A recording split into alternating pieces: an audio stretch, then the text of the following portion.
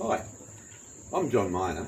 I'm a luthier from Brisbane in Australia, and I normally don't post repair videos, but I thought I'd share this one with people that do neck resets. Now, it's not a job for amateurs. If you've never done one before, take it to a luthier and get it done properly, but no luthier likes doing neck resets, so I've worked out a way of doing it that takes a lot less time. Normally for a neck reset, it takes about a day, costs about $500. This way, you can do it in about 10 minutes and the cost is nothing.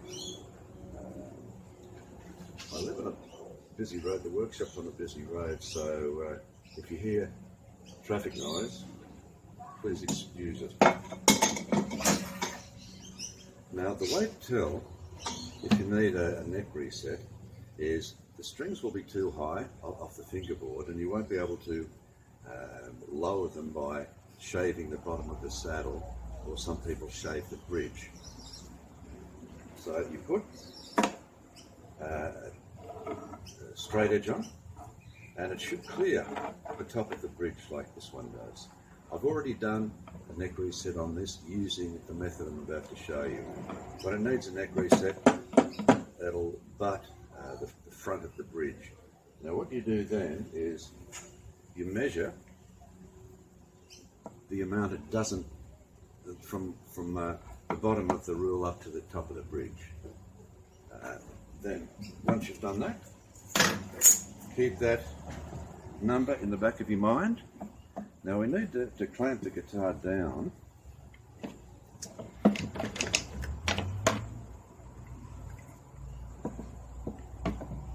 I'm just clamping it down to a bar we've got in the recreation area of the workshop,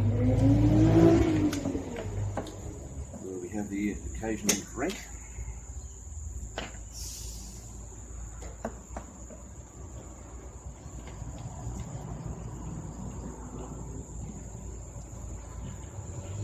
From there, we have to reinforce the neck. So what I do is I clamp my sanding beam, or one of my sanding beams, on the top of the fretboard. I've taken the nut out just so it sits better. Then we clamps, and don't forget your cawls to protect the back of the neck. Goes on the back there, and there you go. Screw that down. Another one on.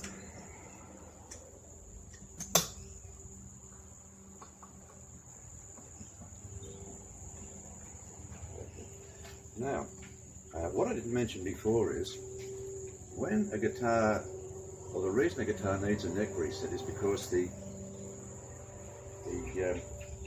neck has lifted and pushed down into the face of the guitar. The fretboard extension here has actually pushed down in the top of the guitar. So what we're doing now is we're bringing the top of the guitar back to where it was originally by steaming the timber, and that will steam the section here around the fretboard extension, and also the front of the side here at the heel. We put another clamp on the back here just to hold the extension there, and what we do now is we fill up the guitar. I won't do it, but we fill up the guitar with rags. I normally use t-shirts and towels and that sort of thing to completely fill it up except for the front section. Obviously we don't want the steam to go through the body of the guitar and loosen all the braces and curving and what have you. So I fill it up, even the sides here. I just leave the little section here beside the fretboard extension, just so a bit of steam can get in. Once that's done, I measure where the bead is now, make a note of that,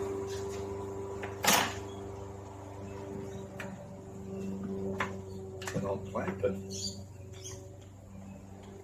down the amount we measured before from the bridge. I take it down a little bit further than that because I don't mind a high bridge saddle.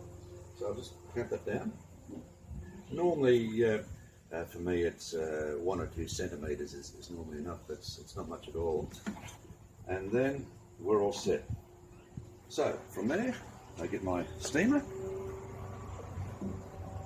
stick it in the front here, and give it about 30 seconds worth of steam on both sides, just so the top becomes hot. You know, the steam is in there. You can do that once or twice. I normally only do it about once. It's a fairly powerful steamer. Then I'll put a bit more packing in there, a few more rags just to hold the heat in, and that's it. The job's done. I then leave it for probably about 3 weeks, unclamp it, and so far so good. All of them have been perfect at no cost. So I hope that's helped you. If you have any questions, you can always email me at johneminer@gmail.com. That's John E M-I-N-E-R @gmail.com. I know a lot of luthiers will be sceptical, but I have tried it. I've been doing this for 50 years, so I'm not a newbie, and it certainly is a different way of doing it, but if it works, why not? Nobody wants to take necks off if they don't have to. Well, I hope that's helped, and I may post another instructional video one day, but until then, goodbye.